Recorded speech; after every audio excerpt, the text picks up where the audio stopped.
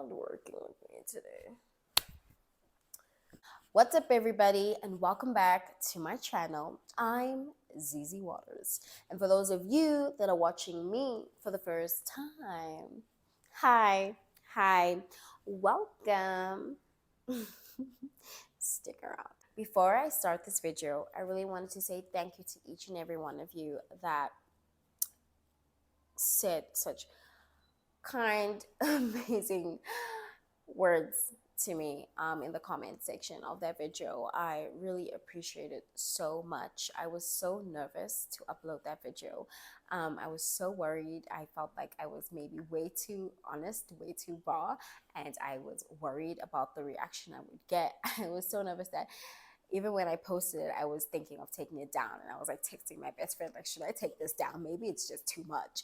But I'm so incredibly grateful for each and every one of you guys and the love you guys have showed me. It has truly encouraged me to get back into YouTube and really continue with this thing that I used to love and used to be so passionate about. And it reminded me why I loved YouTube so much before and why I appreciated you guys and loved you guys and the community I created so much, because you guys were always so encouraging, always so kind, always so supportive of me.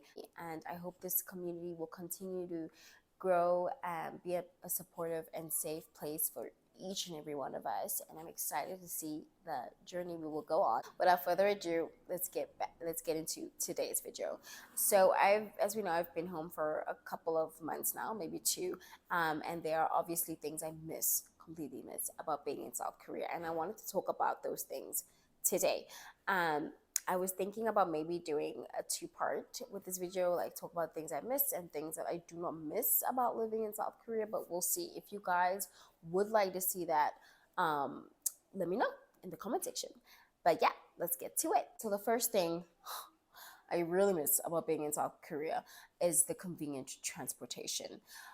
Now I'm back in South Africa, I realized that I was taking that all for granted. Truly, there's buses, there's a taxi. If you're going a bit further than your own city, there's the KTX or the SRT train.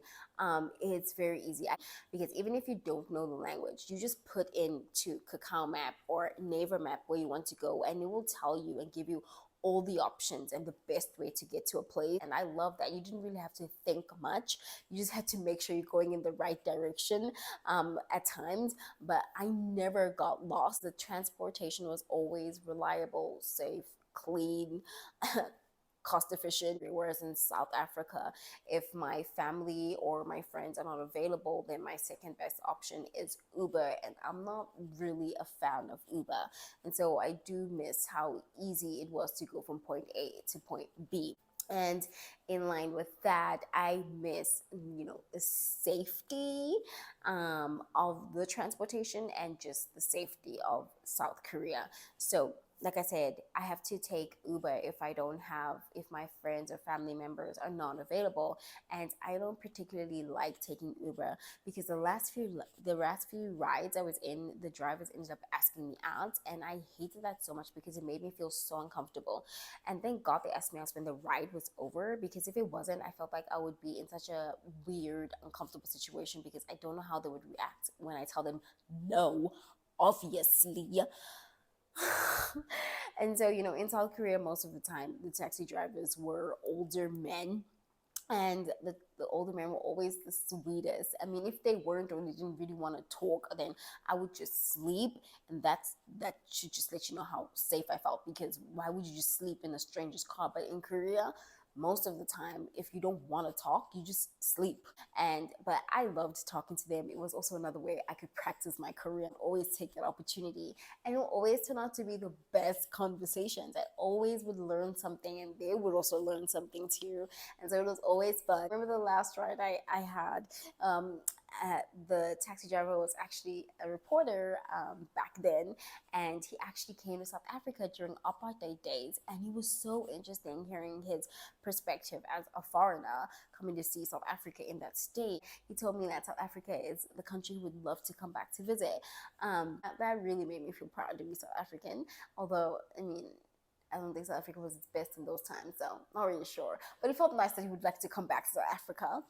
And he said it was destiny for us to meet, and I thought that was actually true. It really was destiny for us to meet, because in the 6 years that I was in South Korea, I've been in so many taxis, and he's the first taxi driver who's ever actually been to South Africa instead of just knowing about it, just knowing about Cape Town. Really, I really missed that safety, when I would use transportation, and also just like living in a country that's quite safe. There's crime everywhere, and there is crime in South Korea, but it's not petty crime. So like nobody's stealing like your personal items, if that makes sense. And nobody's gonna steal your phone or your handbag or your wallet, your laptop, ever. So sometimes those things are even used as placeholders in cafes, and you just go get what you get by and then get back and sit down. Like nobody's gonna take it, because there's just so many CCTVs in South Korea that if you do something like that, you'll get caught real soon. So people don't generally bother doing that. Well, I was never ever worried about my things going missing, personal things, or like harm coming to me.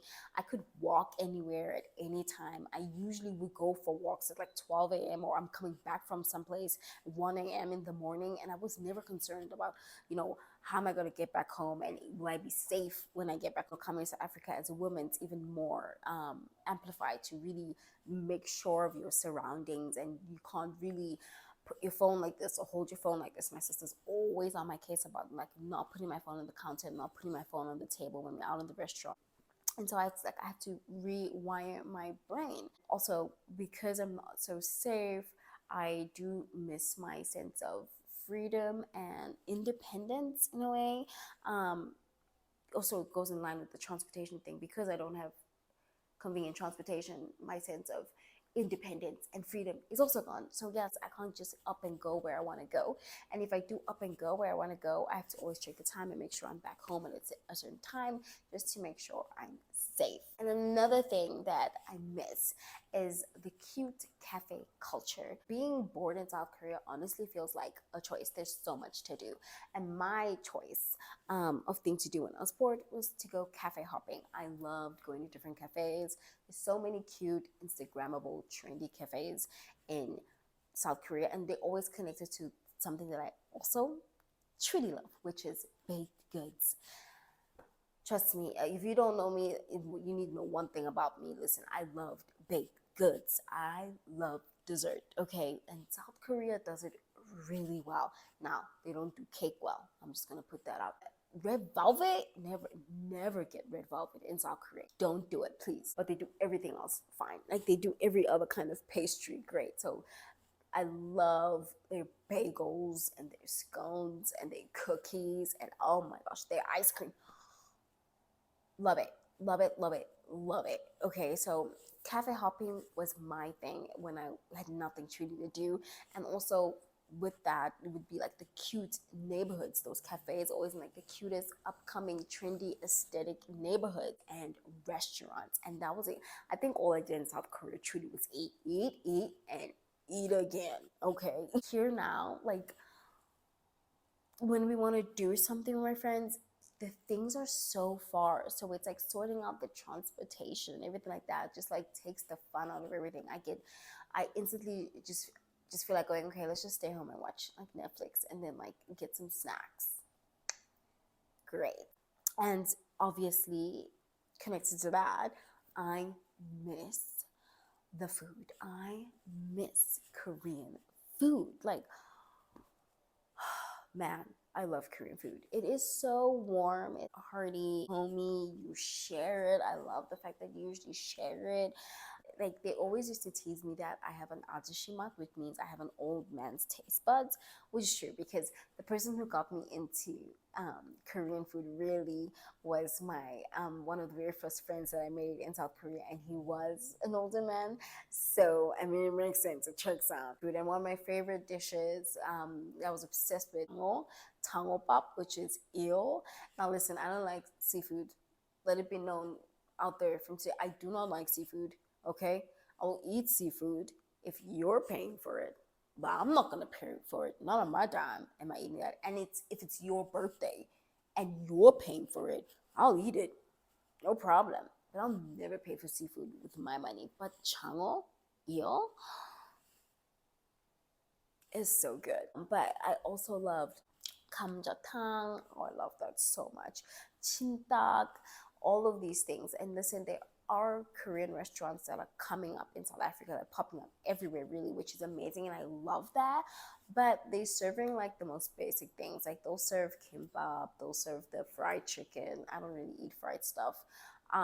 They'll serve like the tteokbokki, and they'll serve like samgyeopsal. Now that's one Korean food I don't mix with samgyeopsal. Like I can't, I don't like it. Like I would always end up eating the side dishes mostly than the meats. So I'm not a fan. I'm not a fan of just constantly just meat. It just makes no sense to me, which is weird because I'm South African. We like a braai, but I don't know. It just, maybe because it's pork most of the time. I don't know. Okay, I don't like samgyeopsal. Okay, and they always looked at me when I said that like I killed somebody. You know, I don't like samgyeopsal. I don't. Now most of the restaurants in South Africa, that's what they sell, serving. You know what I'm saying? So it's hard to find a place that is serving what I want. You know, like kongguksu, tilke sujebi.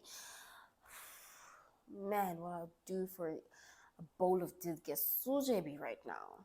You know.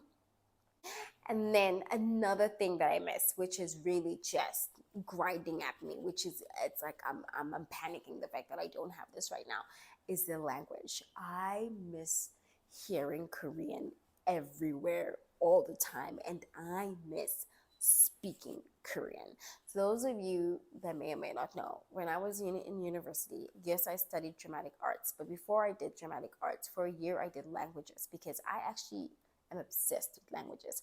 So I was studying French and Portuguese, and my original plan was to go to Brazil. And then somehow, some way, Korean swooped into my life, and I fell in love with the language. And then obviously, we all know what happens next. I'm in Korea. So I truly love the language. Like, it's so interesting to me. It's so poetic. It's so fun. It's so dramatic. And we all know when you speak a different language, another part of you, another personality comes through. And so I feel like another part of me is kind of like having to die right now. Like it's just chilling and not really being seen, because, well, there's nobody I can speak Korean to right now unless I call my friend. I'm so worried that I'm going to lose the work, um, the fluency I've acquired in the language. I worked so hard to get there. I'm like, is there a Korean person in South Africa? Let's be friends. Like, somebody, like, can I just meet a friend in South Africa that is Korean and we can speak Korean? And it may sound weird, but I just need somebody I can speak to that's here. Which leads me into the last thing that I miss about living in South Korea, and that's obviously my wonderful friends, my community, my people. I feel like I was so lucky to meet Koreans that were so open, so kind, so welcoming, so warm. And I feel like that's truly who they are by nature. I will admit it does take time for them to open up. But once they do open up, and also once you learn the language, you really start to see who they truly are as a people. I loved also being in South Korea, that like you could truly make a friend in weird ways because you were foreigner in South Korea. Like one of my closest friends, and she feels like a person I've known for years, even though we met in 2023. She was literally my saving grace of 2023. I was on the train, and my friend, she sat next to me, and then she was like, I like your earrings. And now, like, she's not talking to me. They don't talk to strangers, let alone foreigners on trains. I was like, she's not talking to me. And she taps me this time, and she goes, I like your earrings. I was like, you're talking to me? And she was like, yeah, I'm talking to you. And I was like, oh my gosh, I'm so sorry. Like, people don't usually do this, so I wasn't sure if you're talking to me or not. And she's like, oh no, I know, but I just really liked your earrings. And I was like, thank you. I got them from Zara. And she was like, oh, it's cute. And she was like, you speak Korean so well, obviously. And I was like, oh, I've been here for a while. She was like, oh, I've also lived in France for like 3 years. And then she's like, oh, this is my stop. And I was like, crazy, my stop is like next. And she was like, do you want friends? And I hesitated a bit. But then I was like, sure. That's the problem with me. It's a problem with me. It's hard for me to say now. But I was like, sure. And so I give her my number, and then we meet up 2 weeks later. And when I was walking to the place we were going to meet, I was like thinking like, wait, how does this girl look? I don't remember how she looks because that's how quickly we spoke and then she left. So I was like, I cannot for the life of me remember how she looks. And so I go to look at her like profile picture and it's not her. I'm like, well, how am I gonna find this girl? And then funny enough, she was freaking out about the same thing because she didn't remember how I looked. And so she was like, how am I gonna know who this girl is? And she was like, it's fine. Like, I'm pretty sure she'll be the only foreigner there. So then I'll just know it's her. And it was so funny because that's how I just concluded it too. I was like, it's fine. Like, I'll probably be the only foreigner there and she'll know it's me. And it literally, I was so nervous. And it turned out to be the best thing ever because we met in the afternoon and literally parted ways at like 11 in the night because the cafe was now closing and they're like, it's time to go. And we just clicked instantly. And from that day on, we were like stuck. We like, just always with each other. No, my other closest friend too, we met at his cafe. One day in June, I decided I'm gonna go in there, and it was the best decision I'd ever made because that old man, majority of my friends, I ended up meeting them in his cafe or being introduced to them by him. And my learning Korean, he definitely pushed it. He made sure to never speak English with me. And the only time I realized he could speak English was when my sister came over to visit, and then he spoke some English with my sister. And I was like, wait, you speak English? Excuse me. That cafe was my saving grace. Whenever I was bored, whenever I just didn't want to be alone, I always went to that cafe. He was the last person I went to go say goodbye to before I left. And oh man, that was the hardest goodbye ever. Like tears. In all my other goodbyes with my friends, I was like sad and I didn't want to cry. So I didn't cry. The tears didn't come because, I was like, no, you're not going to cry. But with him, I couldn't hold them. He was my first friend ever in South Korea. And he'd always encourage me. He'd always, try to get me feeling better. And he always would feed me a bunch when I was there. So he just always felt like going home and I would see him. And so saying goodbye to him really hurt and it was really scary because I'm like, how can I say goodbye to this person that means so much to me? Tears were like, I couldn't control them anymore. And he was trying to make me feel better, saying all these things to try to reassure me that this is not the last time that we see each other. And he said this to me, he was like, Zizi, I believe you are half Korean and half South African and that you'll be back and I'll see you again. And I was like, okay. He's like, you're going to South Africa right now. You're going to learn how to rest because you came to Korea and you learned how to work hard and you learned how to be strong and you learned how to push yourself and you learned how to be independent. And so now you're going to go back home and you're going to learn how to rest and you're going to learn how to take care of yourself and you're going to come back here and you're going to put that all together again. And that really made me feel better because it did feel like it's not the last time that I'm seeing him. Look at his face when I got in the taxi because I just hugged him like this and I got in that taxi and I looked back and he was standing there waving by at me and waterfall. That taxi driver probably thought something's up with this child. Like she is going through it. But yeah, it's just the people I met.